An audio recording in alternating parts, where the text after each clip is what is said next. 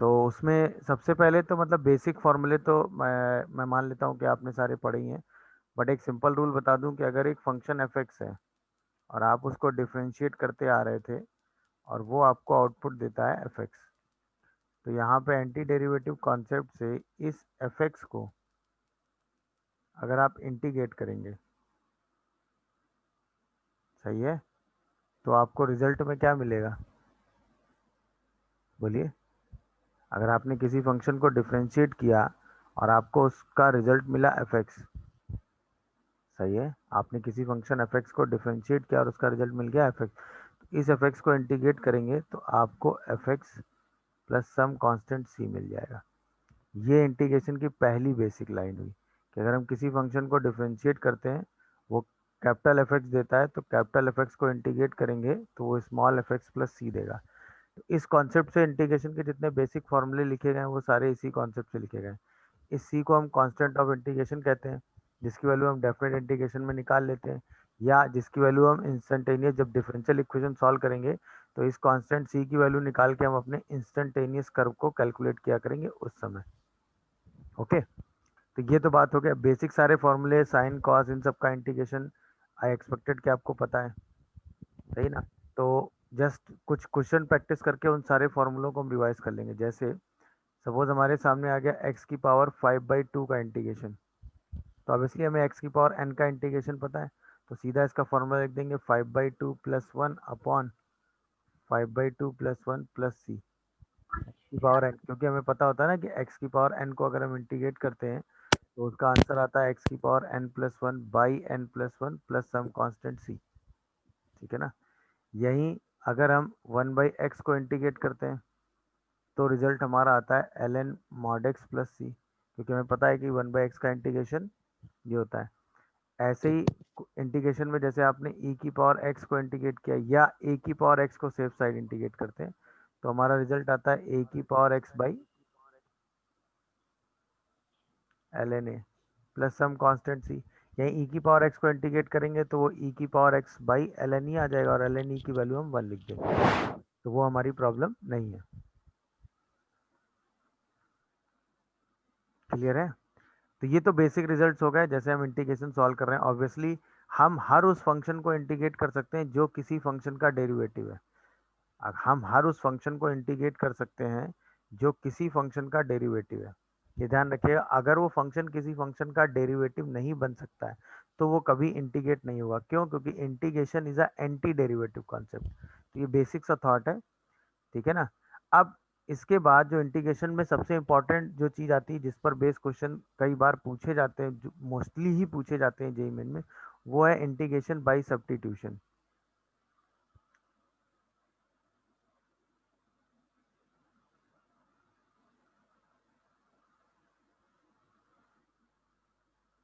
Integration by substitution, क्योंकि पूरा integration substitution पे ही चल रहा है।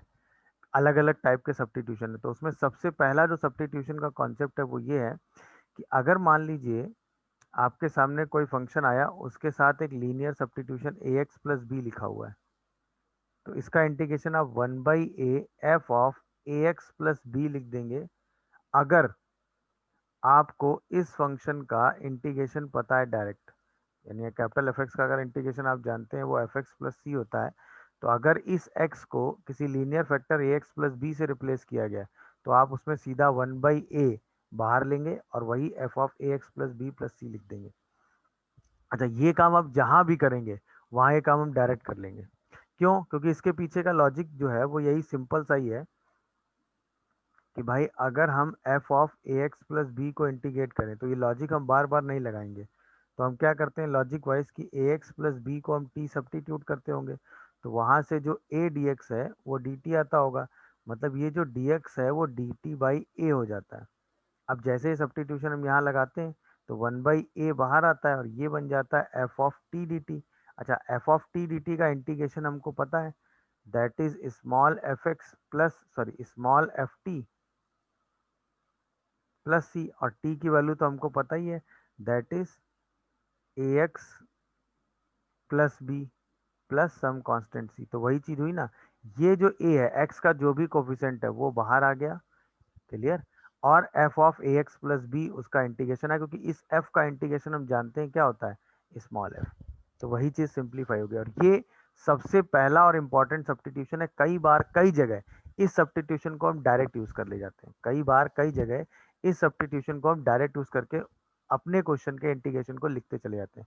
जैसे फॉर एग्जाम्पल, जैसे मान लीजिए हमको इंटीग्रेशन करना हो कहीं पे root under X plus three का, तो हम इसमें एक्स प्लस थ्री को कुछ सब्स्टिट्यूट करेंगे, हम इसको एज अ कैपिटल एक्स ले लें क्योंकि लीनियर सब्स्टिट्यूशन है। चलो 2x कर लो, और x के साथ 2 है, तो सीधे सीधे क्या होगा भाई, रूट एक्स का जो इंटीग्रेशन होता वही हो जाता। तो 1/2 ये बाहर आ गया। रूट एक्स के इंटीग्रेशन में क्या होता, 2x/3, 1/2 प्लस 1 करते तो 3/2 आता, और यहाँ पर भी क्या आ जाता, 3/2। तो आंसर आ जाता 1/3, 2x प्लस 3 की power 3/2 plus some constant c। तो ये जो 2x+3 का यूज है, ये उसी वजह से सीधा सिंप्लीफाई होके वही रिजल्ट में चेंज हो गया। समझ गए कि नहीं भाई? जैसे अब हमें इंटीग्रेशन सपोज करना है dx upon root under X plus one minus root under X plus three का, तो हम इसमें क्या करेंगे, इसके कॉन्जुगेट से, भाई अगर ये रूट ऊपर लिखा होता तो हम आराम से इंटीग्रेट कर लेते, तो इसी के कॉन्जुगेट से हम ऊपर नीचे क्या कर देंगे, इसमें मल्टीप्लाई। जैसे ही मल्टीप्लाई करेंगे क्या आएगा, x plus one plus x plus three, और यहाँ पे आ जाएगा इस ए स्क्वायर माइनस बी स्क्वायर। तो तुरंत ये इंटीग्रेशन क्या चेंज हो गया, -1/2 बाहर आ गया, अंदर क्या बचा, एक इंटीग्रेशन एक्स प्लस वन का आ जाएगा, एक इंटीग्रेशन एक्स प्लस थ्री का आ जाएगा। दोनों इंटीग्रेशन 1/1 हम सॉल्व कर देंगे। तो एक आ जाएगा -1/3 एक्स प्लस वन की पावर 3/2, और -1/3 एक्स प्लस थ्री की पावर 3/2, 2 सबसे कैंसिल हो जाएगा, प्लस सम कांस्टेंट सी। समझ में आ रहा है कि नहीं भाई सबको? क्लियर है? तो ये सब्स्टिट्यूशन का पहला सेगमेंट हुआ जिसमें आप चीज़ें देखकर आराम से ax प्लस बी के फॉर्म में चीज़ें दी हुई और आप उसको सीधा सीधा सब्स्टिट्यूट करते हुए चले जा रहे हैं। क्लियर हुआ सबको भाई? जैसे अगर हमें सॉल्व करना है, मान लो e की पावर 3x प्लस वन को हमें इंटीग्रेट करना है, बताइए क्या आएगा। 1/2x-1 को इंटीग्रेट करना है, क्या आएगा। फिर सेक स्क्वायर 4 - 3x को इंटीग्रेट करना है, क्या आएगा। जल्दी सारे आंसर बताइए। फिर हमें इंटीग्रेट करना है, सारे फॉर्मूले हम इसमें प्रैक्टिस कर लेंगे। इसके बाद सपोज हमें इंटीग्रेट करना है cosec square 3x plus one into D x को इंटीग्रेट करना है, तो क्या आएगा। इसके बाद सपोज हमें इंटीग्रेट करना है 1/1 प्लस 16x स्क्वायर, तो क्या आएगा। फिर हमें इंटीग्रेट करना है dx upon 2x root under 4x square -1, तो क्या आएगा। जल्दी बताइए सारे आंसर, क्विक। सारे एकदम स्टैंडर्ड इंटीग्रेशन है। 1/3 सीधा बाहर आ जाएगा क्योंकि e की पावर, भाई ये तो लीनियर फैक्टर है ना। और अभी आपने कॉन्सेप्ट सीखा कि अगर लीनियर फैक्टर आ जाएगा और आप f का इंटीग्रेशन जानते हैं, तो f का सीधा इंटीग्रेशन करेंगे और यहाँ जो भी x का कोफिशिएंट होगा वो बाहर डिवाइड कर देंगे, क्योंकि सब्स्टिट्यूशन से यही काम हो रहा है। तो बस सीधा इंटीग्रेशन लिखते चलिए, और बाकी तो सारे स्टैंडर्ड रिजल्ट इसीलिए मैंने दिए। तो यहाँ से क्या बाहर आएगा, 1/3 e की power 3x plus one plus some constant c। इसका आंसर 1/2 बाहर क्या, 1/2 log of 2x 2x ln minus 1. ln of ln mod 5। of 2x minus 1 plus c.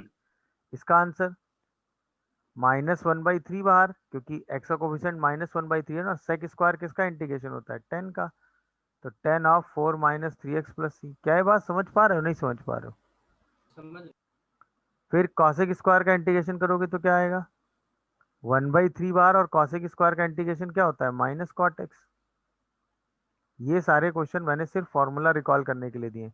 अब इसको क्या लिखोगे, 1/1 प्लस 4x का होल स्क्वायर ही तो लिख देंगे। तो ये 1/1 प्लस एक्स स्क्वायर का इंटीग्रेशन है, जो कि tan इनवर्स x होता है। तो यहाँ बाहर 4x की वजह से क्या आ जाएगा, 1/4, और ये आंसर क्या हो गया, tan इनवर्स 4x प्लस सी। समझ में आ रहा होगा? अच्छा ये देखो, ये लिखा हुआ है dx upon 2x root under 2x का होल स्क्वायर -1। तो ये क्या सेक इनवर्स x का इंटीग्रेशन होता है कि नहीं। तो बाहर 2x चल रहा है, तो 1/2 बाहर आ गया और अंदर क्या बचा, sec inverse 2x plus c. क्या ये सारी बातें सबको समझ में आ रही हैं भाई? ये साइन का यस सर। इंटीग्रेशन 1/4 बाहर, साइन का इंटीग्रेशन क्या होता है, माइनस कॉस, तो minus cos 4x-1 plus some constant C. तो ये ax प्लस बी वाले क्वेश्चन मैंने इसीलिए दिए कि आप सारे इंटीग्रेशन के बेसिक फॉर्मूले प्रैक्टिस कर लीजिए। समझ गए कि नहीं भाई? देख लीजिए, सब में सिर्फ बेसिक रिजल्ट हमने लगाया है, जो बेसिक इंटीग्रेशन के रिजल्ट होते हैं वो। e की पावर x का इंटीग्रेशन, 1/x का इंटीग्रेशन, सेक स्क्वायर का इंटीग्रेशन, कॉसेक स्क्वायर का इंटीग्रेशन, 1/1 प्लस एक्स स्क्वायर का integration, 1/x root under x square minus 1 का इंटीग्रेशन, साइन एक्स का इंटीग्रेशन। क्योंकि सब में x की जगह क्या लिखा हुआ है, ax प्लस बी वाली फॉर्म। तो बस उसकी वजह से 1/a बाहर आ गया, जो भी a था, और बाकी इंटीग्रेशन में ax प्लस बी आ गया अलग से। हमें बार बार उसमें वो सब्स्टिट्यूशन ax प्लस बी को t मान के नहीं करना पड़ा, क्योंकि उसकी हमें जरूरत नहीं है। क्या ये बात सबको समझ में आ रही है भाई?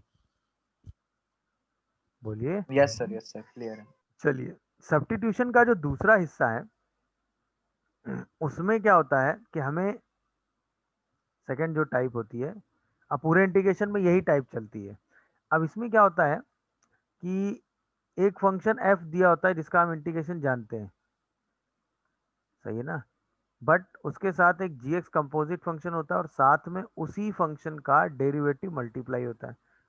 तो हमें उसी फंक्शन को t सब्स्टिट्यूट करना होता है जिसका डेरिवेटिव आपके क्वेश्चन के साथ अवेलेबल है। तो यहाँ से क्या होता है, ये जो g dash x D x है, ये dt बन जाता है। जैसे हम ये सब्स्टिट्यूशन यहाँ लगाते हैं तो ये f ऑफ t dt बन जाता है, और f का इंटीग्रेशन आप जानते होते हैं, तो यहीं पे आप इस इंटीग्रेशन को f of G X plus C के फॉर्म में लिख देते हैं। क्यों? क्योंकि हम जानते हैं कि capital F x D x का इंटीग्रेशन, जो एफ फंक्शन है उसका इंटीग्रेशन हम एक्स एक्स वेरिएबल पे जानते हैं, और वो स्मॉल एफ एक्स प्लस सी होता है।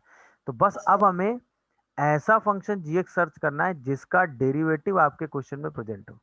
अब हमें बस ऐसा फंक्शन जी एक्स सर्च करना होता है जिसका डेरिवेटिव हमारे सिस्टम में प्रेजेंट हो।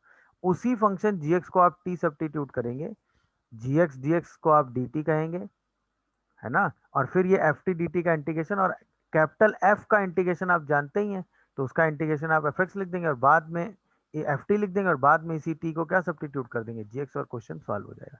ये हमारा सेकेंड टाइप का इंटीग्रेशन।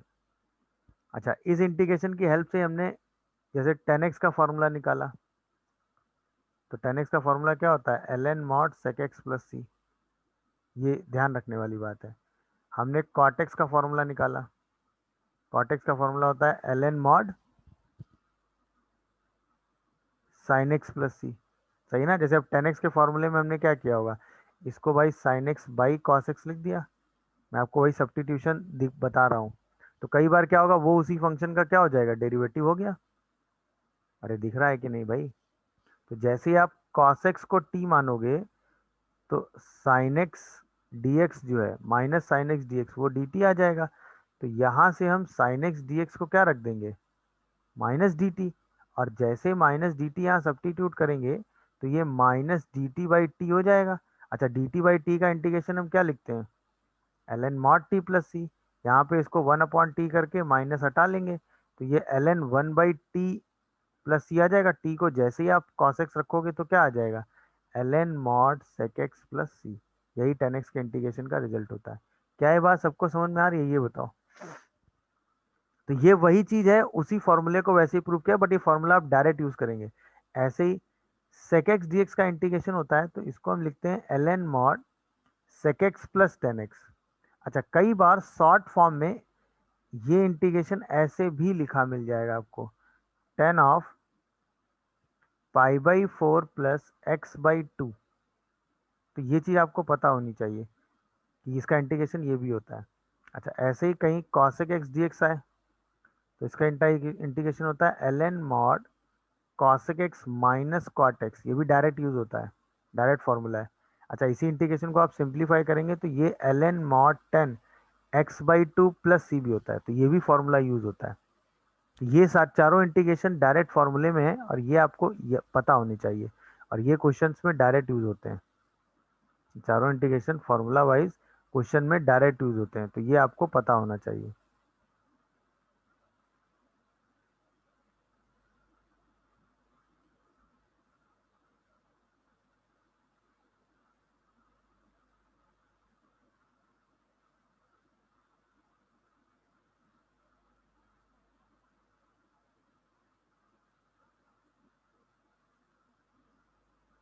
समझ पा रहे हैं कि नहीं भाई? बोलिए, नोट कर लीजिए जल्दी से। यस। तो ये क्वेश्चन में डायरेक्ट यूज होते हैं। जैसे ही वो क्वेश्चन आएगा आप उसको सीधा, अच्छा ये मैंने एक्स्ट्रा में इसलिए बता दिया, कई बार आपको आंसर इसके फॉर्म में दिया होता है, तो ये चीज आपको पता होनी चाहिए कि आंसर ऐसे भी लिखा जा सकता है।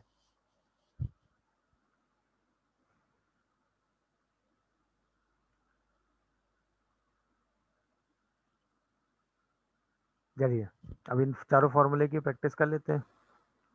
जैसे मान लीजिए मैं आपसे कह दूं सेक 3x-1 का इंटीग्रेशन क्या होगा, तो आपका आंसर क्या होगा, जल्दी बोलो। 3x-1 की वजह से क्या बाहर आएगा? 3x-1 की वजह से क्या बाहर आएगा? 1/3। और सेक वन का बाई थ्री इंटीग्रेशन क्या होता है? ln mod sec of 3x-1 plus 10 of 3x-1, और साथ में क्या आ जाएगा? Plus some constant c।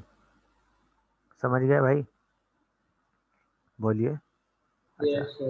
जैसे अब ये क्वेश्चन Yes, sir.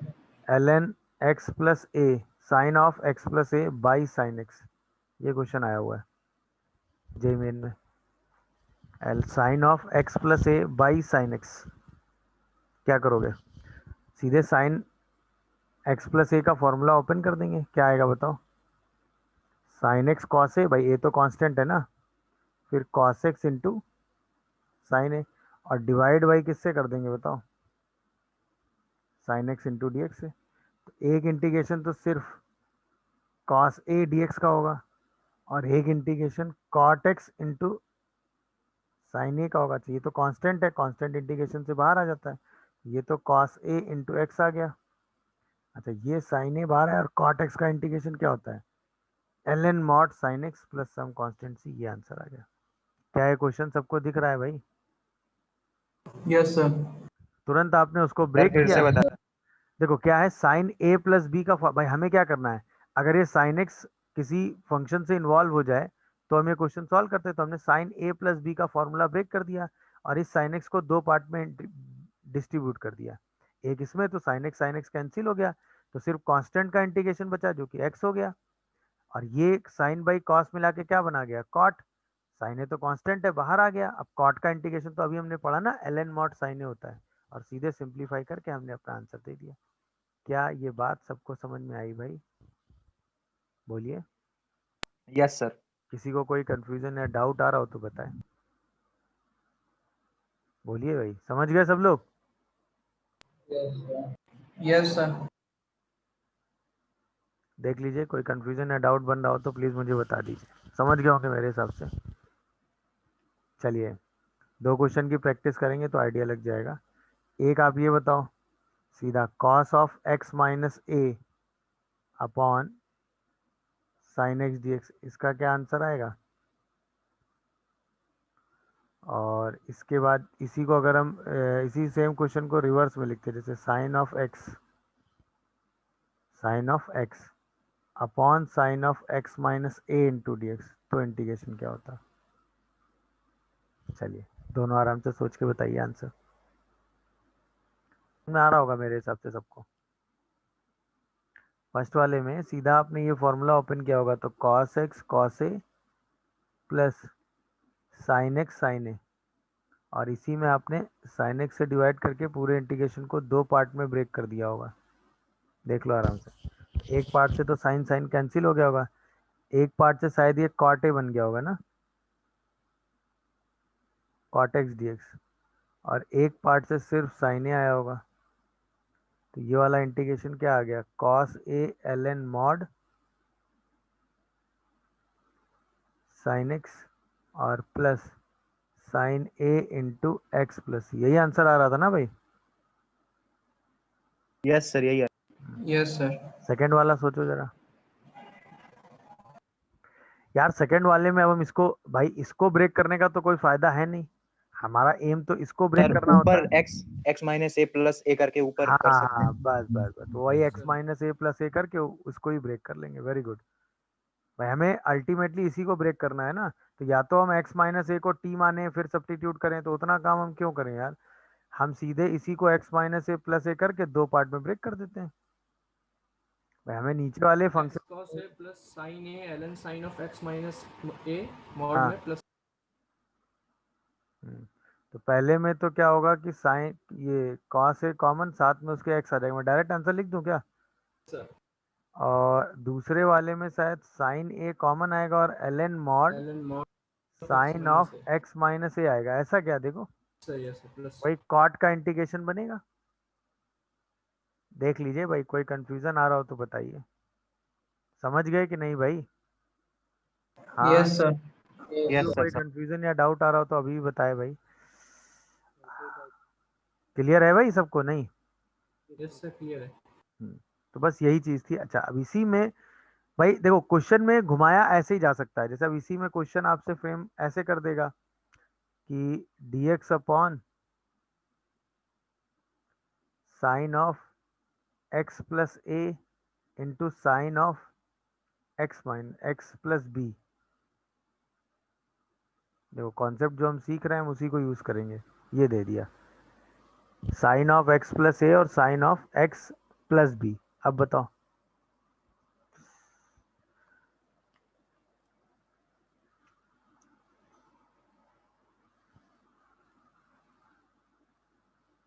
अब अगर ऊपर साइन का फंक्शन आ जाए तो हम इसको दो पार्ट में ब्रेक कर सकते हैं। बोलो, अगर ऊपर साइन का फंक्शन आ जाए तो हम साइन वाले फॉर्मूले को लगा के दो पार्ट में डिवाइड कर सकते हैं। अच्छा, साइन का फंक्शन ऐसे तो एक्स के टर्म में हम ला नहीं पाएंगे। हम क्या करें, अगर कोई कांस्टेंट ऐसा साइन में सोचें जिससे ऊपर नीचे डिवाइड करें, काम हो जाए। अच्छा, इन दोनों एंगल का डिफरेंस कितना है, इन दोनों एंगल का डिफरेंस कितना है भाई, ए माइनस। ए माइनस बी। बस यही कॉन्सेप्ट सोचना है। अब जैसे हमने सोचा तो तुरंत हम यहाँ क्या कर सकते हैं, सोच के देखो। अगर हम यहाँ पे लिख दें x plus a minus x plus b तो कोई problem, x x cancel, a minus b लिखा हुआ है।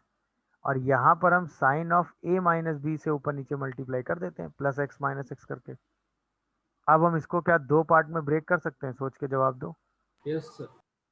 और क्वेश्चन आराम से सिंप्लीफाई हो जाएगा कि नहीं। ये वही वाला इसी टाइप की सिचुएशन हो गई, बट इसको बस ये पूछने का तरीका उन्होंने थोड़ा सा चेंज किया। दिखा क्या भाई। अब जैसे आप इसको ब्रेक करेंगे तो sine of x plus A cos of x plus B minus sine of x plus B cos of x plus A. अच्छा, one upon sine of A minus B तो बाहर ही होना है। क्लियर हो रहा है कि नहीं भाई। और यहाँ पर जैसे ही आप sine of x plus a और sine of x plus b से डिवाइड करेंगे क्या होगा बोलो। जैसे इससे डिवाइड करोगे यहाँ पे तो ये कैंसिल हो जाएगा, जैसे इससे डिवाइड करोगे यहाँ पे ये कैंसिल हो जाएगा। तो दोनों कॉट में बन जाएंगे कि नहीं, इंटीग्रेशन बताओ मुझे। Sir yes sir. तो जैसे ही दोनों इंटीग्रेशन कॉट में बनेंगे तो ये क्या बनेगा, cot of x plus b, और ये क्या बनेगा, cot of x plus a. अब यार कॉट एक्स का इंटीग्रेशन तो अभी हमने पढ़ा, बस वही फॉर्मूला हमने लगा देना। तो one upon sine of A minus b, ये क्या आ जाएगा, ln sine of x plus B minus ln sine of x plus a plus some constant c. क्या ये पूरा टेक्निक सबको समझ में आया, बोलो भाई। Yes, sir. किसी को कोई भी कंफ्यूजन या डाउट आ रहा हो तो सोच के मुझे बताए भाई। No sir. देख लो, आराम से सोच लो, कोई जल्दबाजी नहीं है, फिर बताओ।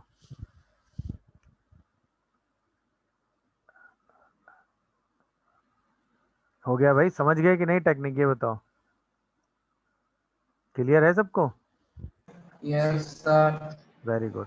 अब यहीं पे जैसे मान लीजिए, सर इसको क्या इस तरह नहीं कर सकते, sine square x plus a plus cos square x plus a करके। Sine square x plus a मतलब एक्स ना, sir cot x minus tan x या ऐसे कुछ नहीं। भाई यहाँ पे हम क्या कर दें, sine square x plus cos cos square x square कर दें और times cos divided by square कर x दें sine square x into cos square x, तो वही दो पार्ट में इंटीग्रेशन ब्रेक होगा। sec square x plus cosec square x. Sec square x plus cosec square x, तो answer 10x minus cot x आ रहा है ना। कॉसेक Yes sir, स्क्वायर का yes sir. इंटीग्रेशन बेटा माइनस कॉट Minus होता है, cot ध्यान square. रखना। ये प्लस माइनस इंटीग्रेशन में ध्यान रखिएगा, वरना आंसर गलत हो जाएगा तुरंत, और दोनों ऑप्शन अवेलेबल होंगे आपके पास।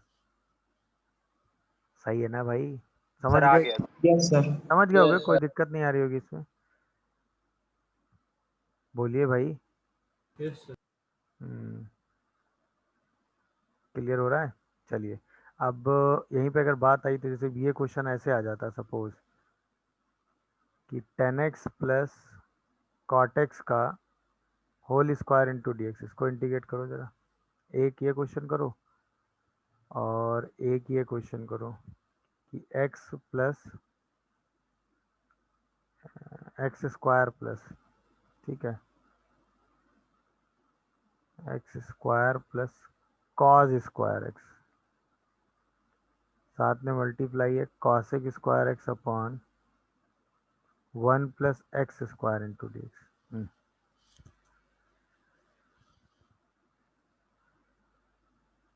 दोनों इंटीग्रेशन मस्त है, दोनों एकदम आसान से इंटीग्रेशन है, स्ट्रेट फॉर्मूले हैं दोनों में। बट डायरेक्ट आप अगर थोड़ा सा कॉम्प्लिकेशन करोगे तो क्वेश्चन में फंसते चले जाओगे। अब जितने हमें स्टैंडर्ड फॉर्मूले पता हैं, उन्हीं फॉर्मूले में ही अपने इंटीग्रेशन को ब्रेक करने की कोशिश करेंगे बस। पहला वाला तो एकदम स्ट्रेट था, आप सीधा 10 में आइडेंटिटी ओपन कर देते तो ये बन जाता 10 square x plus sec sorry Yes sir. Cot square plus 2, और फिर इसी आइडेंटिटी को आप ओपन करके लिख देते तो ये बन जाता 1 प्लस सेक स्क्वायर, है कि नहीं? तो इसको लिख देते सेक स्क्वायर एक्स माइनस 1, इसको लिख देते cosec square x minus one two हो जाता, कैंसिल हो जाता, और यहीं से सेक स्क्वायर का इंटीग्रेशन आता 10x, कॉसेक स्क्वायर का इंटीग्रेशन आता कॉट एक्स, और सम कांस्टेंट सी। सेकंड वाला सोचो, सेकंड वाला ऐसे ही सोचो।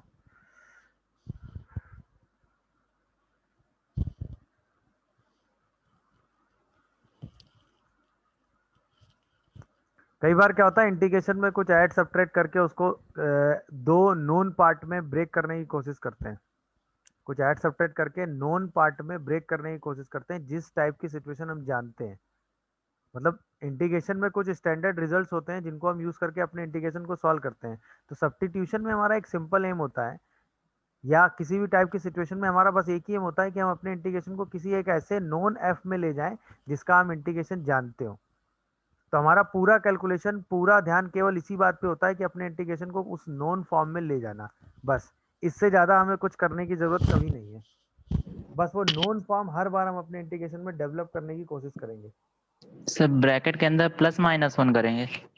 हाँ, ब्रैकेट के अंदर प्लस माइनस वन सोच सकते हैं, या चूंकि ये कॉसेक स्क्वायर है, अगर यहाँ साइन स्क्वायर होता तो मल्टीप्लाई करके 1 बना देता, तो इसी को हम 1 plus sine square 1 minus sine square भी लिख सकते हैं। अब यहाँ पे एक्स स्क्वायर प्लस 1 दिख रहा है, पूरे इंटीग्रेशन को हम दो पार्ट में ब्रेक कर सकते हैं, क्योंकि हम कॉसेक स्क्वायर का इंटीग्रेशन जानते हैं, तो आराम से सिंप्लीफाई हो जाएगा। दिखा क्या भाई? तो एक इंटीग्रेशन में एक्स स्क्वायर प्लस 1 से एक्स स्क्वायर प्लस 1 कैंसिल, सिर्फ क्या बचेगा, कॉसेक स्क्वायर एक्स इंटू, और एक इंटीग्रेशन में साइन स्क्वायर और कॉसेक स्क्वायर 1 बन गया, तो सिर्फ D x upon 1 plus x square आएगा। क्या ये बात दिख रही है सबको? तो इस कॉसेक स्क्वायर का इंटीग्रेशन आप क्या लिखेंगे, माइनस कॉट एक्स, और ये क्या होता है, tan inverse x plus some constant c, answer आ गया। क्या ये सब्स्टिट्यूशन दिखा? वही बात सही थी कि प्लस 1 और माइनस 1 करते, इसको माइनस साइन स्क्वायर लिख देते, वो भी तरीका ठीक है। या फिर इसको आप इसके हेल्प से सोचो कि ये यहाँ मल्टीप्लाई होकर हटना चाहिए, तो यहाँ साइन स्क्वायर हो तो हट जाएगा। साइन स्क्वायर यहाँ कैसे होगा, जब ये 1 माइनस साइन स्क्वायर लिखा होगा, और 1 आते ही एक्स स्क्वायर प्लस 1 से उसको कैंसिल कर लेंगे। नहीं समझे? कनेक्ट हुई क्वेश्चन की थॉट प्रोसेस की नहीं, बताओ। अब जैसे चलो, अब बात आपने एक्स की power 4 upon 1 plus x square into D x, ये तो हो जाना चाहिए। एक्स की power 4 plus x square plus 1 upon x square minus x plus 1 into D x, x की पावर 6 अपॉन एक्स की power x square plus 1 into D, सारे बताओ। सब में वही ऐड सब्ट्रैक्ट करके नॉन इंटीग्रेशन की फॉर्म में चेंज करने के बारे में ही सोचना है।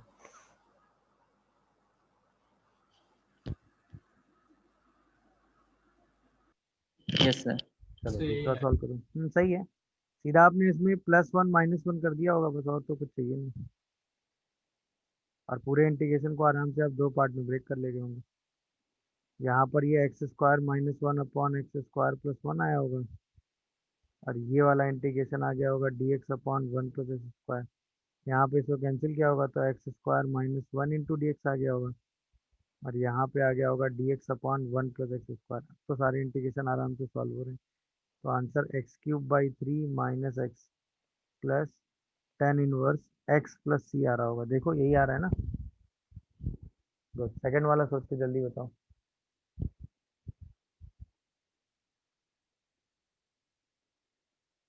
सेकंड वाला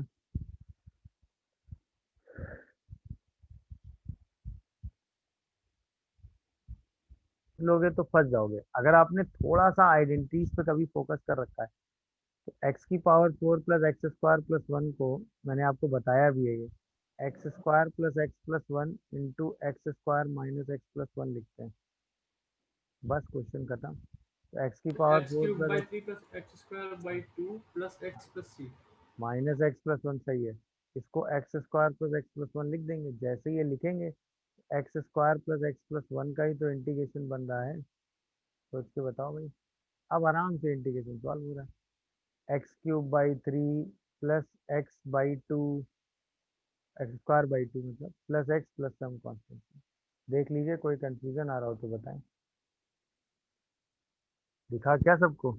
सीधा आप आराम से सॉल्व करेंगे, पूरा इंटीग्रेशन सॉल्व हो के आपका आंसर आ जाएगा।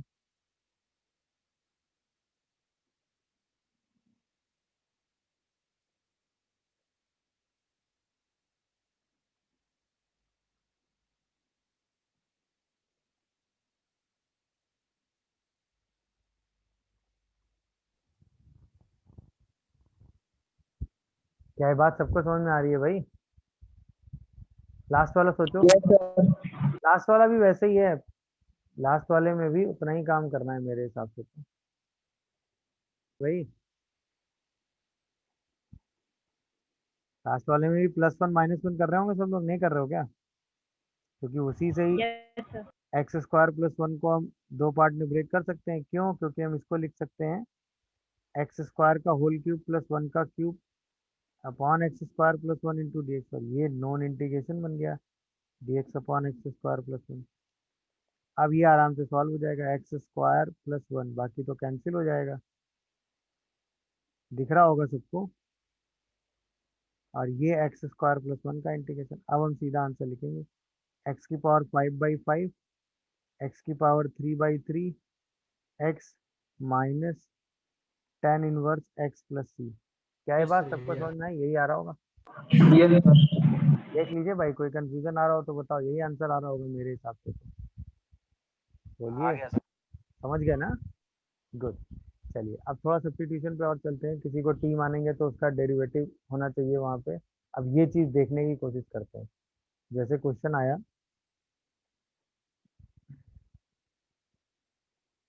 कि x e⁻x plus e⁻x upon cos square x e⁻x into D x, ये क्वेश्चन आया। c⁻x को t मान लेंगे। हम्म, तो हमने क्या देखा इसमें, क्या ऑब्जर्व किया? हमने tan इसमें e की ऑब्जर्व पावर किया x कि plus x c। Plus 1 into e⁻x अलग किया। यहाँ पे हमने देखा कि भाई cos square x e⁻x into D x आ रहा है। अब ये जो x प्लस 1 e⁻x है, ये x e⁻x का डेरिवेटिव है। तुरंत हम जैसे ये ऑब्जर्व करेंगे x e⁻x को तुरंत क्या ले लेंगे, t। तो x e⁻x plus e⁻x into D x, ये क्या हो जाएगा भाई, dt। जैसे ये dt होगा तो ये sec स्क्वायर t dt का इंटीग्रेशन होगा। तुरंत हम इस इंटीग्रेशन को क्या लिख देंगे, tan t, और t की जगह क्या लिख देंगे, x e⁻x प्लस t। क्या है कहानी समझ में आई? तो वही हमने इस एफ डेस एक्स को देख के डिसाइड किया कि इस एफ एक्स को हमें टी ले लेना है। अब बस यही डिसीजन लेना क्वेश्चन टू क्वेश्चन वेरी करता है, यही डिसीजन लेना क्वेश्चन टू क्वेश्चन वेरी करता है, जिसमें क्वेश्चंस को टफ बनाया जा सकता है। मेरी बात समझ पा रहे हो कि नहीं? अब कुछ जगह तो चीजें एकदम आसान होती हैं, जैसे कहीं लिखा हो x square sine x cube into D x, यहाँ आप आराम से डिसाइड कर लेंगे। बोलो भाई। कहीं लिखा हो D x upon root x one plus x, यहाँ आप आराम से डिसाइड कर लेंगे। कहीं लिखा हो एक्स की power 5/2 upon one plus x की पावर 7, यहाँ आप आराम से डिसाइड कर लेंगे। जल्दी जल्दी डिसाइड करके आंसर लिखते जाओ। बस हमें ये डिसाइड करना है कि किसको हम टी माने, जिससे उसका डेरिवेटिव हमें उसके साथ मिल जाए।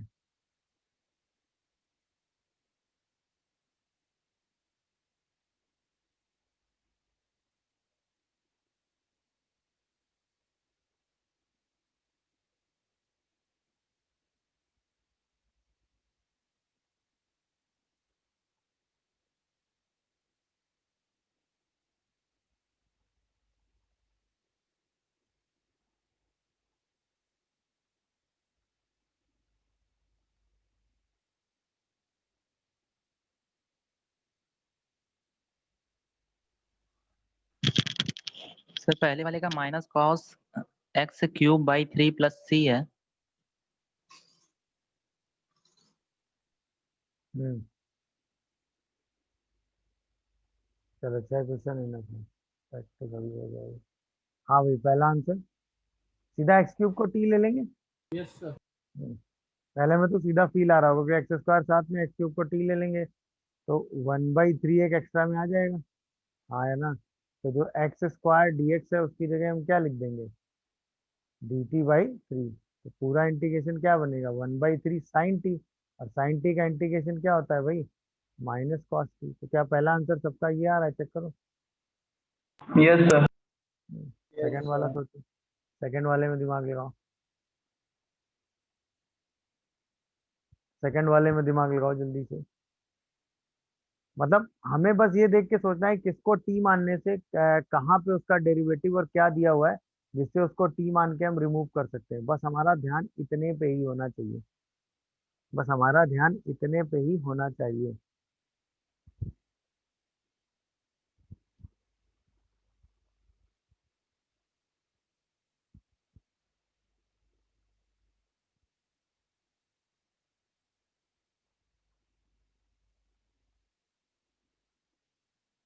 मतलब ये जो जिस टाइप के इंटीग्रेशन हम कर रहे हैं ना, ये सारे इंटीग्रेशन इस फॉर्म पे है। किस फॉर्म पे, देखो जरा पहले फॉर्म देख लो।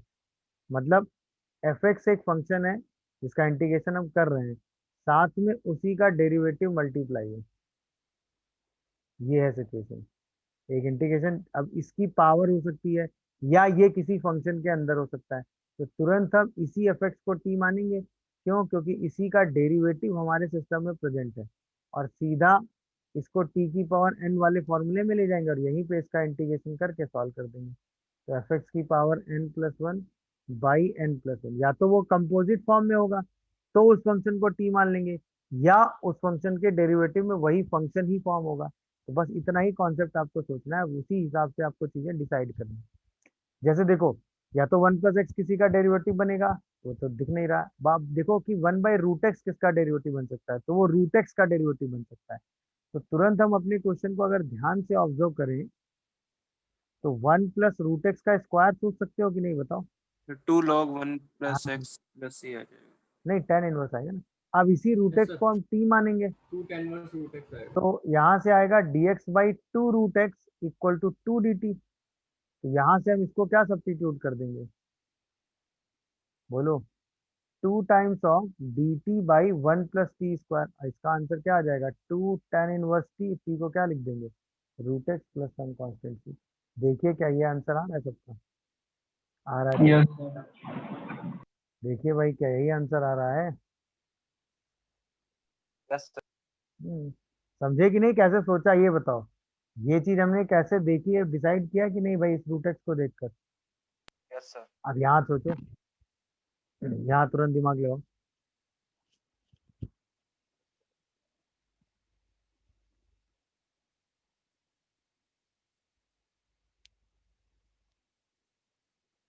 तुरंत यहाँ कुछ दिमाग लगाओ।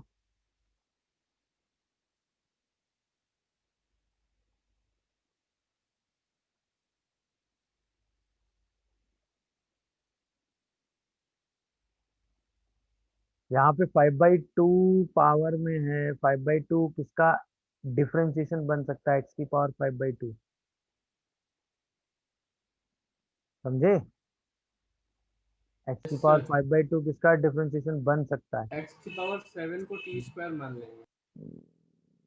हाँ, एक्स की पावर 7 को या एक्स की पावर 7/2 को ही टी को मान लेंगे। t मान लेंगे, भाई ये सब सही तो बात, भी एक्स की पावर 7/2 को ही टी मान लें, क्योंकि इसी के डेरिवेटिव से हमें क्या मिल जाएगा, एक्स की पावर 5/2। यही बस सब्स्टिट्यूट कर देंगे यार। देख लीजिए क्या है, मेरी बात समझ में आ रही है? 1 + t² आएगा और इसी का इंटीग्रेशन क्या आ जाएगा, 2/7 tan inverse t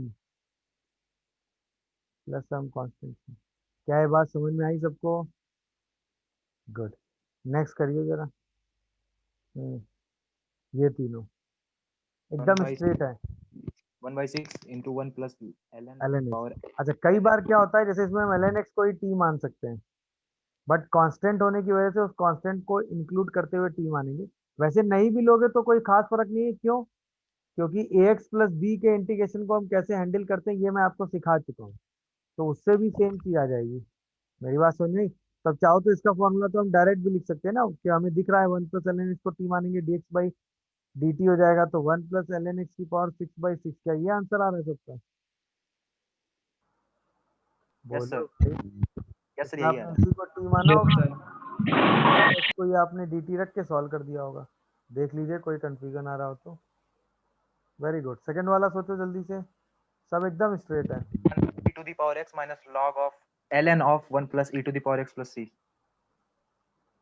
e⁻x 1 plus e to the power x minus ln of 1 plus e to the power x plus क्या आ रहा है, 1 + e⁻x minus ln of 1 e⁻x plus c, ये नहीं sir, ln of 1 plus e to the power x plus c। ये नहीं sir, ये नहीं है, 1 plus e to the power x minus ln of e to the power x plus 1 plus c। अच्छा, 1 + e⁻x minus ln e⁻x plus 1 yes sir, plus 1। Plus c। कैसे बेटा?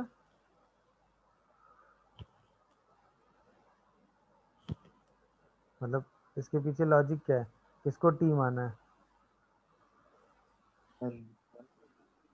को T माने थे। Sir, आंसर क्यों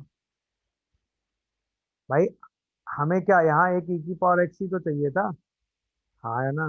तो हमने क्या हाँ किया, सर, e⁻−x से ऊपर नीचे मल्टीप्लाई कर दिया। अब यहाँ हाँ सर। बढ़ गया कि नहीं? अब सोचो कुछ ज्यादा आसान हो गया कि नहीं? क्यों? हाँ इसको t सर। मानेंगे ऊपर उसका, इसको t मानोगे तो ऊपर उसका डेरिवेटिव मिल गया। बोलिए भाई। Yes sir. Yes, sir. तो हम इसको तुरंत माइनस dt सब्स्टिट्यूट कर देंगे, तो माइनस dt/t इंटीग्रेशन में आ जाएगा, तो minus ln mod 1 + e⁻−x plus c आ जाएगा। या इसी को और अच्छे से लिखोगे तो e⁻x upon e⁻x plus 1। Plus 1 plus some constant c answer आ जाएगा। यस यही आंसर उससे माइनस भी आएगा। Yes, sir. से तो ln e⁻x minus ln e⁻x plus 1 plus c आता है।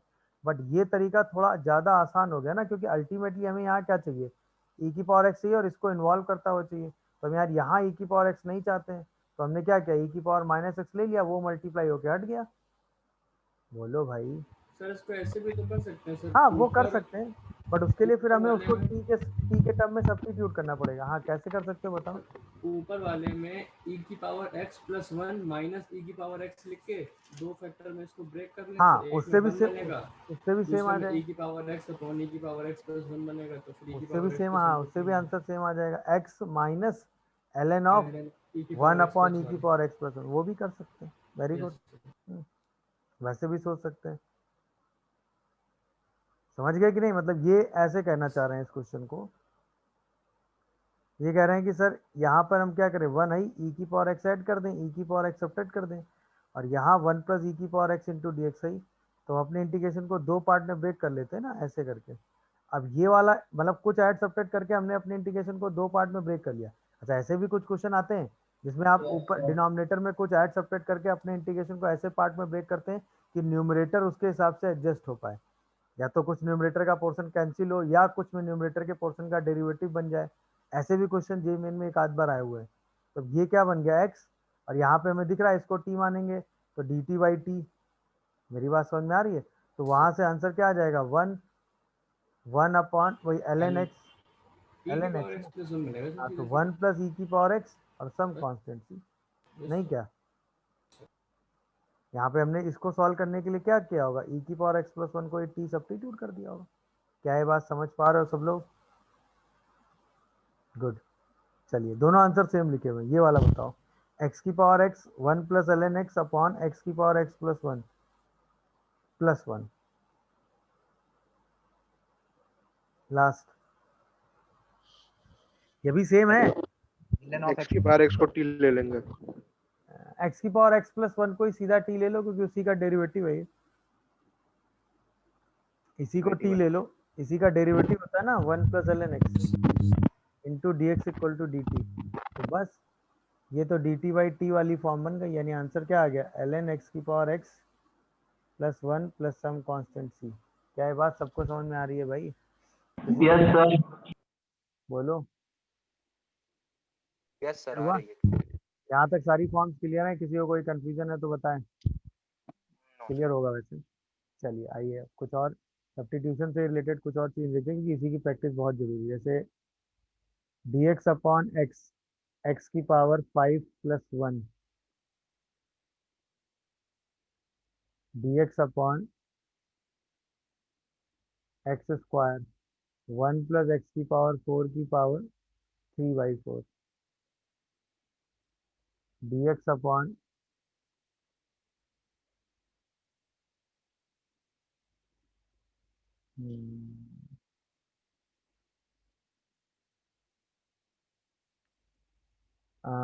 डी एक्स अपॉन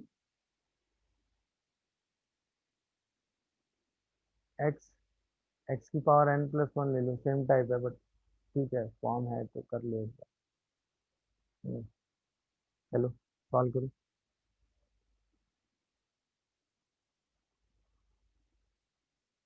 इजी है एकदम, बस थोड़ा सा दिमाग आपको लगाना है, ज्यादा नहीं। पहले वाले का आएगा ln of x to the power 5 plus 1 upon x to the power 5 क्या किया बस ये बताओ। से x प्लस कि मतलब इस क्वेश्चन आने की पॉसिबिलिटी सबसे हाई रहे है पिछले 2 सालों से। आप यहाँ से x की एक ऐसी पावर कॉमन करोगे कि वो dx के साथ इन्वॉल्व करके बाकी बची हुई पावर का डेरिवेटिव बना ले। इसमें भी, इसमें भी, इसमें भी सेम उसी डायरेक्शन में क्वेश्चन सोचना है। मतलब देखिए, एकदम स्टैंडर्ड सब्स्टिट्यूशन का बेस क्वेश्चन है, उससे ज्यादा आपको कहीं कोई एफर्ट नहीं लेना।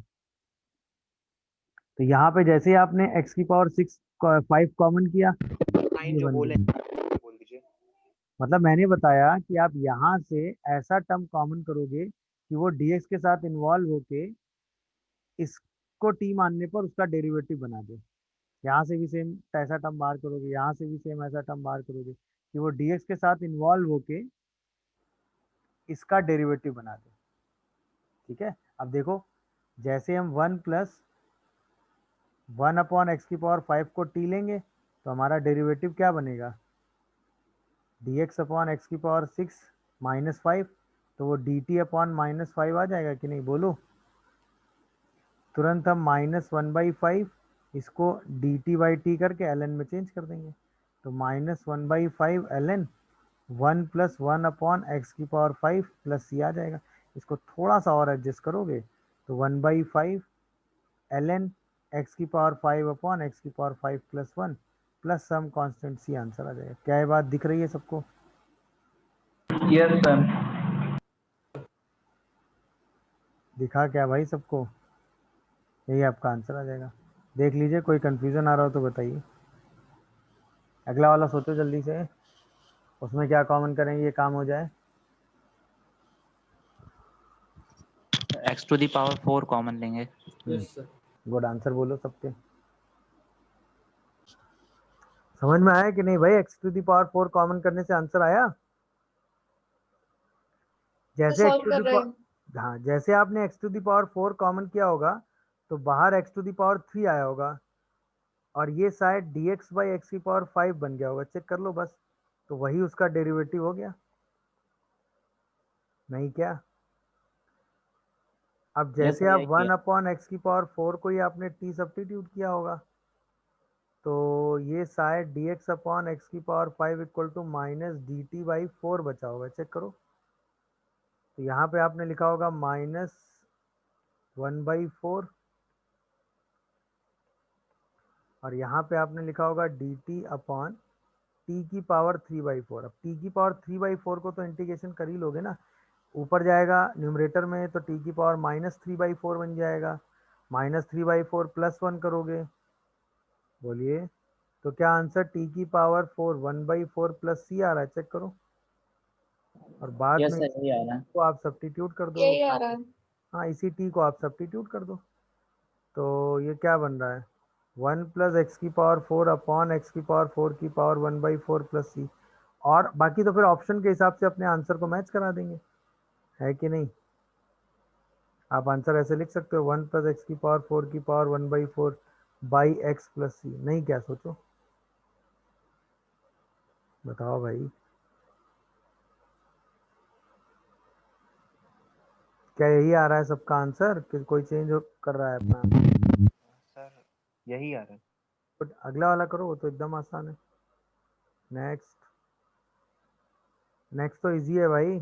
So 1 upon n ln mod x की power n upon x की power n n plus 1. Plus 1, very good. इसका सीधा मैं आंसर लिख रहा हूँ 1/n ln mod x की पावर n अपॉन x की power n plus 1 plus some constant, ये आंसर है। वही x की पावर n कॉमन करके आपने सिंप्लीफाई किया है, इसको कर लिया है। इसके सोल्यूशन की रिक्वायरमेंट है सबको, सेम जैसे आपने ये सॉल्व किया है वैसे ही इसको सॉल्व कर लेना है। क्या सर तो इसके? बस n की जगह 5 है, n की जगह क्या है भाई 5 है, बोलो yes sir. Yes sir. Decide कर पा रहे हो कि नहीं, क्या करना है बताओ भाई? कोई कंफ्यूजन, कोई डाउट? चलिए, तो ये एक सेगमेंट हो गया था। इसके बाद मैंने बताया ना कई बार ऐड सब्ट्रैक्ट करके भी चीज़ें आपको एडजस्ट करनी पड़ती हैं। जैसे क्वेश्चन ये आ गया sin x minus cos x upon e की power x plus sine x into D x, सोचो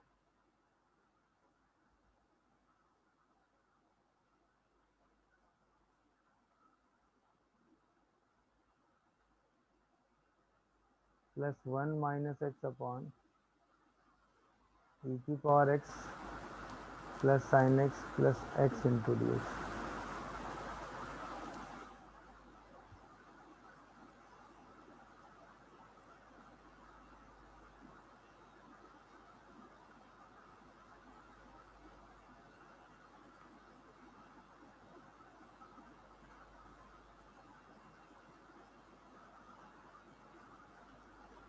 हाँ, कई बार क्या होता है कुछ ऐड कुछ सब्ट्रैक्ट करेंगे तो आपका वो इंटीग्रेशन जनरेट होगा, और उसको दो पार्ट में ब्रेक करेंगे तो एक पार्ट कैंसिल होगा, एक पार्ट से वो इंटीग्रेशन बनेगा, कुछ ऐसी डायरेक्शन है। सर पहले वाले में a to the power x plus minus करेंगे। हाँ तो उससे वो क्यों सोचा हमने, क्योंकि यहाँ पे e to the power plus sine x है और साइन एक्स का डेरिवेटिव कॉस एक्स हो जा रहा है। वो भी, मेरी बात समझ रहे हो कि नहीं भाई? साइन यस एक्स के सर। डेरिवेटिव की वजह से cos x आ रहा है और एक sin x यहाँ बचा हुआ है, तो अगर यहाँ e की पावर x ऐड सब्ट्रैक्ट हो तो उस डेरिवेटिव को हम एडजस्ट कर सकते हैं। बस हमने यही चीज सोची। Yes sir. यहाँ पे sin x प्लस e की पावर x अलग हो गया और यहाँ पर ये आ गया e की power x plus cos x, जो कि क्या हो गया, इसी का डेरिवेटिव बन गया।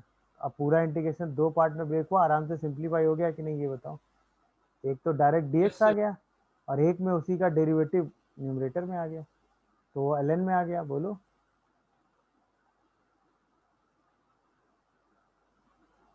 समझ गए कि नहीं? तो आंसर क्या आएगा x minus ln mod e की power x plus sine x plus c. क्या कहते हो? जैसे इसको t मानोगे ऊपर उसका डेरिवेटिव है तो ln t का इंटीग्रेशन हो जाएगा। क्या इंटीग्रेशन सबको समझ में आया नहीं आया बताओ? आ गया सर। गुड, अगला वाला सोचो जल्दी से, अगला वाला सोचो आराम से, उसमें भी कुछ ऐड सब्ट्रैक्ट करके ही दिमाग लगाना है। क्लियर हो रहा है सबको? Yes sir. Very good. चलिए अब जरा एक ये क्वेश्चन करिए, इसमें जरा इसी टाइप की सिचुएशंस है, बट उसमें आपको ब्रेक करके देखना है कि कहाँ पे कैसे टर्म्स एडजस्ट होंगे।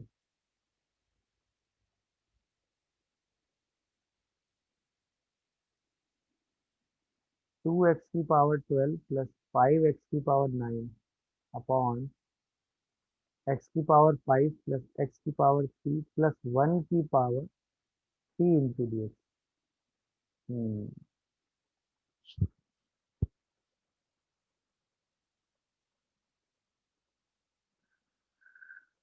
सोचने की डायरेक्शन उतनी ही है, उसी डायरेक्शन में आपको सोचना है, एक्स्ट्रा में एफर्ट नहीं ले लेना है।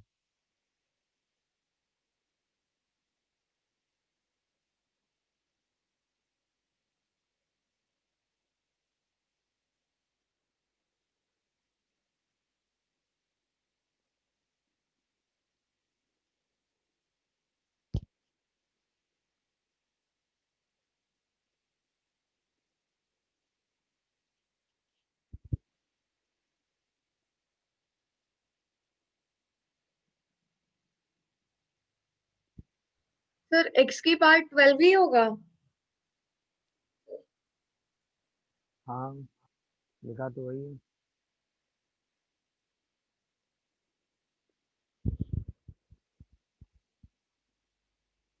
डायरेक्शन एकदम सिंपल सी है, पहला हो गया, दूसरा करना।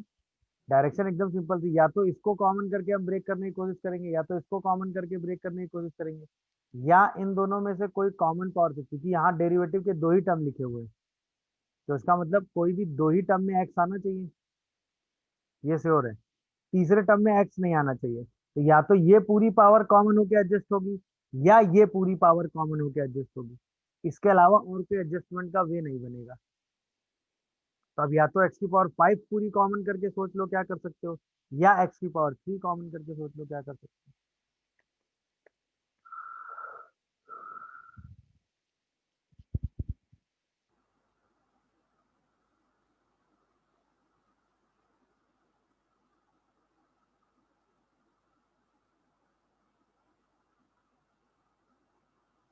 हो गया, नहीं हुआ?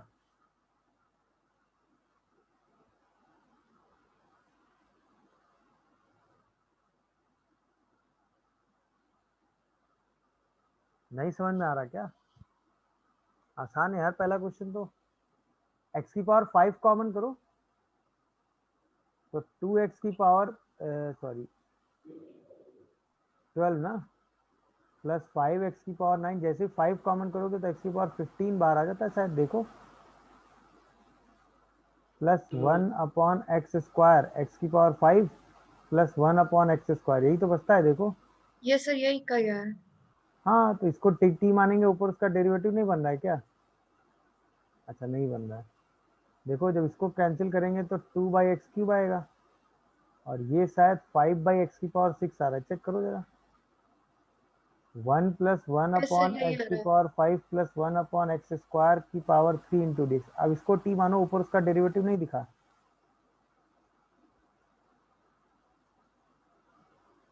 बोलो भाई। -5 अपॉन एक्स की पावर 6 -2 अपॉन एक्स स्क्वायर, अरे आ गया सर आ गया। क्या डेरिवेटिव नहीं दिख रहा था हमको? तो ये -dt/t³ आ गया। t³ को तो हम आराम से इंटीग्रेट कर सकते हैं ना,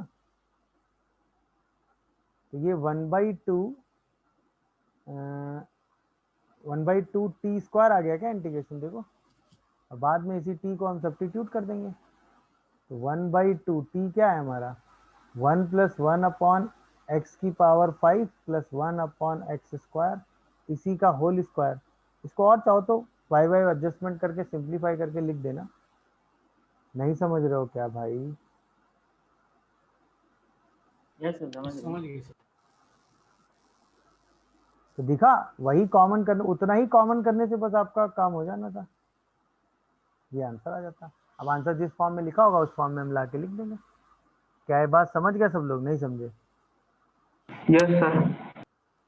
गुड। अब जरा इस सेकंड वाले में दिमाग लगाओ, कितना कॉमन करने पे क्या एडजस्ट होगा? कि पावर अलग हटके भी तो कॉमन हो सकती है ना। तो जैसे आप एक्स स्क्वायर कॉमन लोगे तो यहाँ 2x, यहाँ -1/x² बचेगा, और यहाँ x² + 1/x बचेगा। देखो उसी का डेरिवेटिव बना है। नहीं समझे? समझ गए सर। यही तो ऊपर लिखा है, ये तो सीधा आंसर ये आ रहा है, ln mod x² + 1/x + some constant. और अच्छे से लिखोगे? नहीं क्या बोलो, दिखा क्या? तो बस वो कॉमन करके वो पावर एडजस्टमेंट में आपको लिखनी थी ऊपर, इसके बाद सिंप्लीफाई करके अपने आंसर को लिखना था। क्या ये बात सब लोग समझ पा रहे हो? Yes sir. किसी को कोई कंफ्यूजन बच रहा हो तो बोले। समझ गए भाई? चलिए गुड। अब आइए जरा आगे, जैसे अब क्वेश्चन ऐसा आ जाए, 10³ x × sec x dx, ये भी सब्स्टिट्यूशन का एडजस्टमेंट ही है, या √10x sin 2x, ये भी सब्स्टिट्यूशन का एडजस्टमेंट ही है। सोचिए दोनों।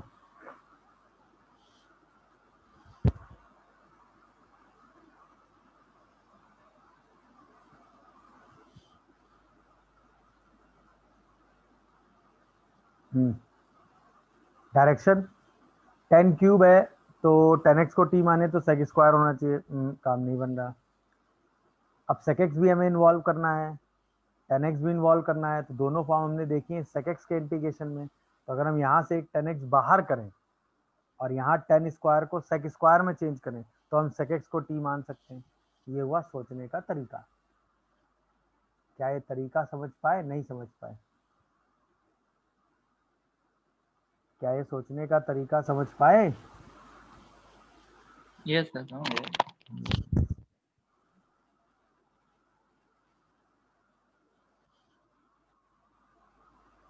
तो पहला आंसर बताओ, समझे कि नहीं? पहले में मैंने क्या क्या सोचा, कैसे क्यों सोचा? भाई मैंने इसको 10 स्क्वायर अलग किया, यहाँ पे मैंने लिखा sec x × 10x। अच्छा, ये sec x का डेरिवेटिव होता है, ये मैं दिखा। और 10 स्क्वायर को तो हम sec में चेंज कर ही सकते हैं ना, नहीं कर सकते हैं क्या? अब तो हमें कॉन्फिडेंस आया होगा इस क्वेश्चन में, नहीं आया अभी? अब हम sec x को t मानेंगे तो तुरंत हमें sec x 10x क्या dx के साथ क्या दे देगा? dt। और ये बनेगा t² - 1, जिसका इंटीग्रेशन क्या आएगा? t³ - 3 - t। बोलो, मैंने इंटीग्रेशन डायरेक्ट लिखा है। समझ गए कि नहीं भाई? Yes simple sir. सिंपल था, बस उस थॉट को कनेक्ट करना था, क्योंकि हमें अभी भी वही खोजना है। हमें क्या खोजना है? f'(x) के हिसाब से f(x) डिसाइड करना और उसको t लेके आंसर लिख देना। मेरी बात समझ पाए? चलो इसमें सोचो भाई, 10 है, 10x को अगर हमें t लेना है तो कोई sec वाला टर्म हमें चाहिए। तो इसका मतलब पहले तो साइन कॉस में ही ब्रेक कर दो।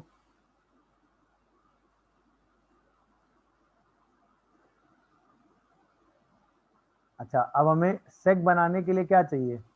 यहाँ पे एक cos x एक्स्ट्रा ले लो, इस cos को ऊपर ले आओ। देख लो भाई, पूरी बात समझ पा रहे होगे? नहीं समझ पा रहे हो तो √10x × sec² x / 10x dx। क्या ये 10x और sec x वाली फॉर्म समझ पाए? तो ये 1/2 sec² x / √10x बन गया। देखो भाई, अब तो क्वेश्चन दिख रहा है। इसी 10x को हम क्या ले ले? t। नहीं समझे? अरे हाँ या ना? तो यही sec² x dx क्या हो गया बेटा? dt। तो 1/2 dt / √t आ गया। अब √t का इंटीग्रेशन तो यार हंसते खेलते कर ही लोगे। बोलो भाई, आंसर टी आ गया, तो root of 10x plus c. क्या ये बात सबको समझ में आई भाई? तो ये कैसे कॉस स्क्वायर यहाँ डिनोमिनेटर में जनरेट किया, उसको न्यूमरेटर में ले जाके 10 बना दिया। दिखा क्या भाई? Yes sir. मतलब अगर कहीं 10x का फंक्शन है तो हम सबसे पहले सेक स्क्वायर खोजने की कोशिश करेंगे। क्यों? क्योंकि 10x को टी मान के हम सेक स्क्वायर को यूज कर सकते हैं। नहीं है तो साइन कॉस की पावर थोड़ा एडजस्ट करके सेक स्क्वायर बनाने की कोशिश करेंगे। क्या ये मेरी बात समझ पा रहे हो? Yes sir. कोई कंफ्यूजन? No sir. गुड। अब जरा कुछ यही 10x वाले क्वेश्चन प्रैक्टिस कर लो, क्योंकि इस टाइप के क्वेश्चन भी एक आध बार जेईई में आ चुके हैं। जैसे root under sine cube x into cos की पावर 5x, एक ये करो।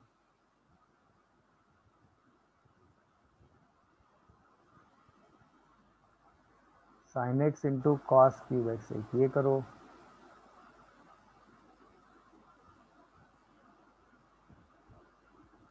Sine square x upon cos की पावर 6x, एक ये करो। सब में वही 10 और सेक वाली डायरेक्शन सोचनी है।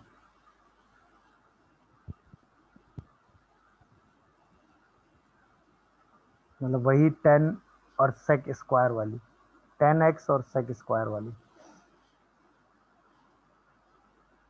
तो जो डिनोमिनेटर में कॉस स्क्वायर है उसको न्यूमरेटर में लाके सेक स्क्वायर बना लेंगे, बस ये फॉर्म है, वही डायरेक्शन है। बाकी बची हुई फॉर्म को 10 के फॉर्म में कन्वर्ट करके 10x को t मान लेंगे और क्वेश्चन सॉल्व करके आंसर लिख देंगे।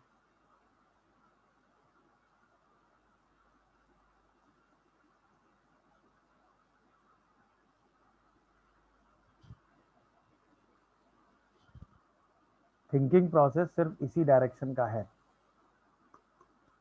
इससे ज़्यादा की ज़रूरत नहीं है।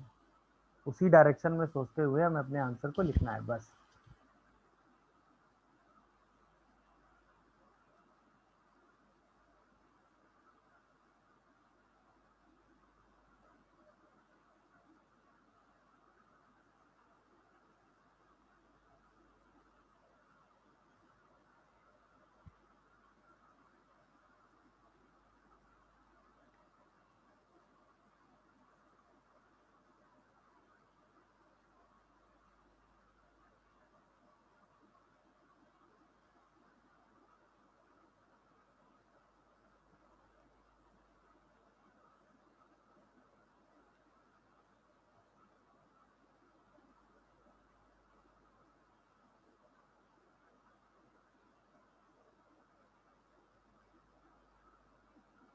अरे नहीं हो रहा क्या?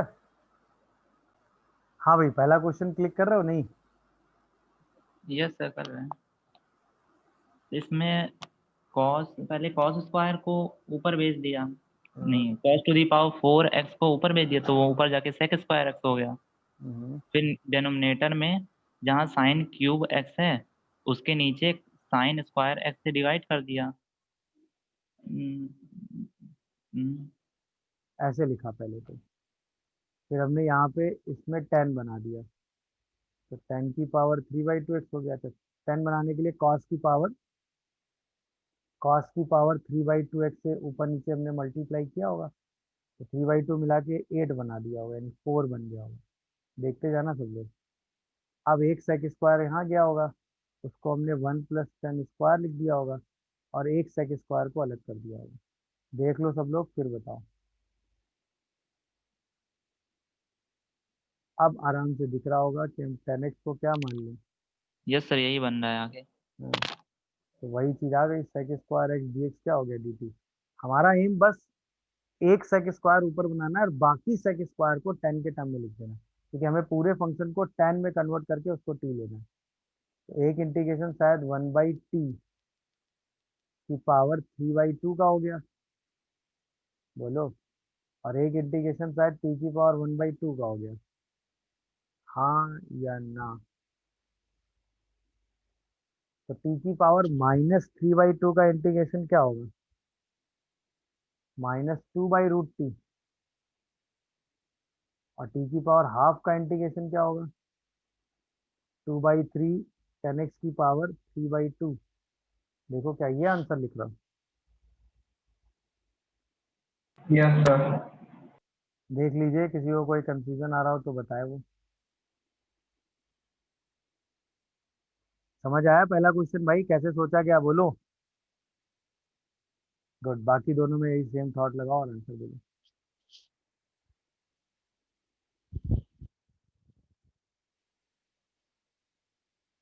बाकी दोनों में यही सेम थॉट लगाइए और आंसर बताइए। थॉट समझ में आई कि नहीं आई? नहीं समझ रहे हो अभी? यस सर समझ गया। क्या यहाँ पर दूसरे वालों से डायरेक्ट दूसरा वाला डायरेक्ट हो जाएगा? उसी टाइप से हाँ, ये 1 + 10² x और साथ इंटू में सेक स्क्वायर एक्स कर देंगे। बस Yes, बस। अब 10x को टी मान के करो हाँ, 10x को जैसे ही t मानेंगे तो sec² x dx को क्या लिख देंगे? dt लिख देंगे, और ये इंटीग्रेशन क्या हो जाएगा?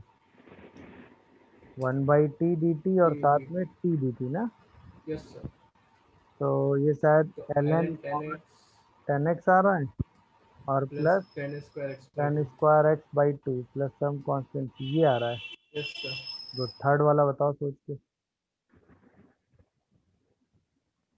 अब थर्ड वाला सबका सही होना चाहिए और सबके पास इसका थॉट प्रोसेस होना चाहिए। बस हमें वही 10² और सेक स्क्वायर में ही, 10 और सेक में ही चेंज कर देना। सेक स्क्वायर में इसलिए चेंज करना है क्योंकि 10x को t मानेंगे तो सेक स्क्वायर बन पाएगा।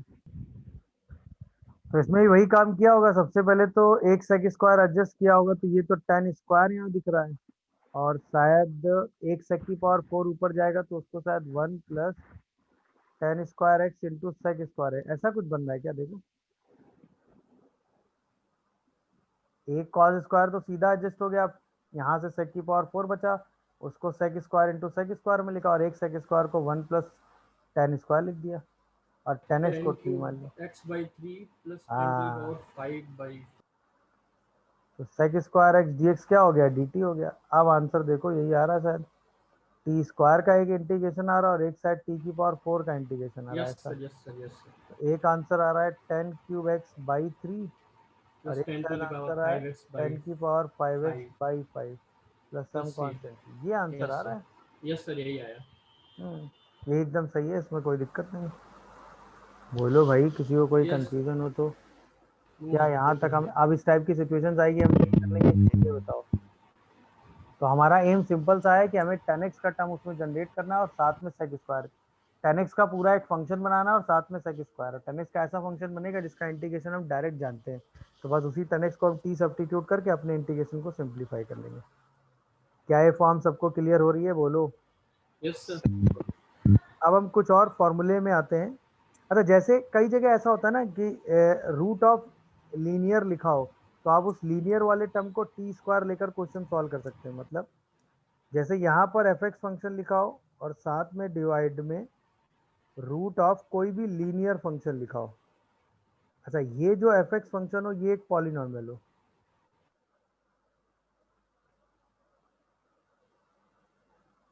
ये fx कैसा हो भाई? एक पॉलिनॉमियल हो।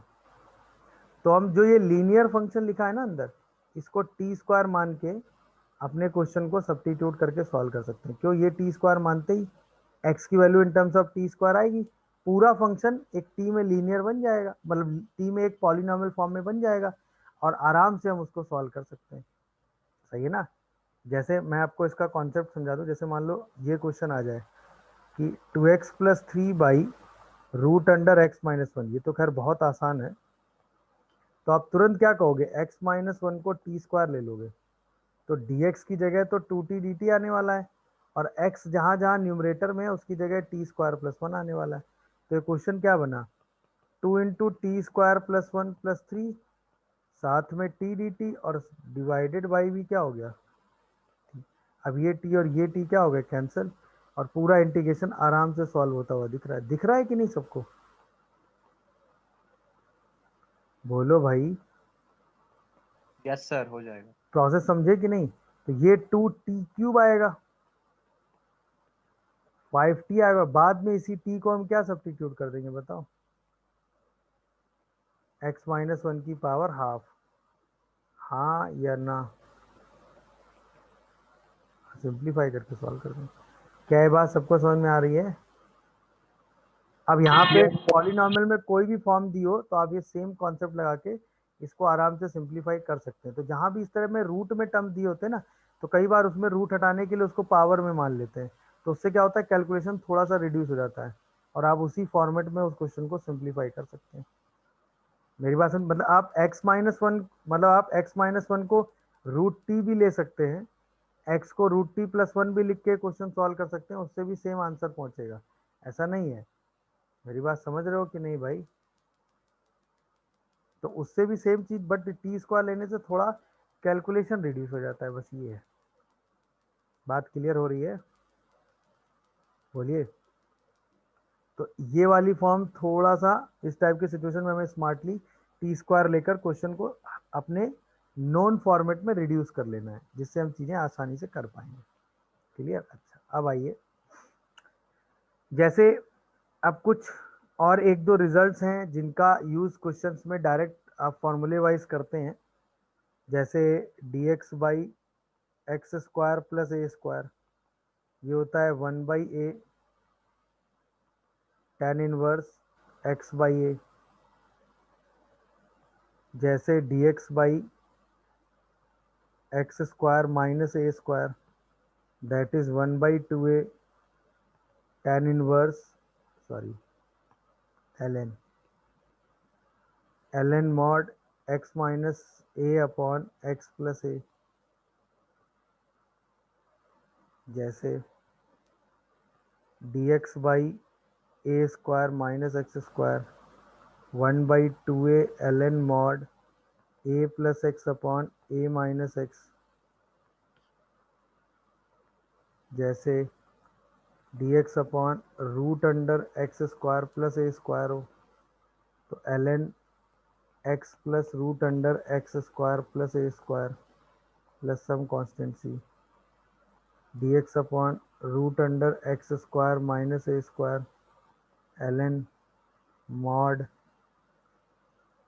x plus √x² - a² plus c, dx/√a² - x², मतलब sine inverse x/a plus some constant c। ये क्वेश्चन के जो रिजल्ट हैं, ये क्वेश्चन में आप डायरेक्ट यूज करते हैं। अगर ऐसी कोई भी फॉर्म आपको दिख जाएगी तो आप उसमें ये रिजल्ट डायरेक्ट यूज कर लेंगे।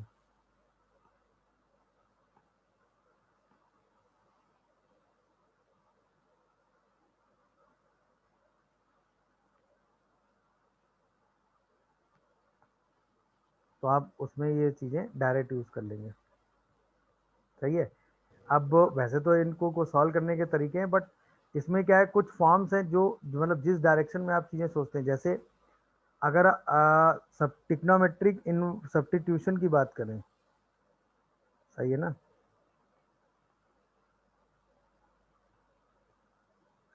टिक्नोमेट्रिक सब्स्टिट्यूशन की बात करें,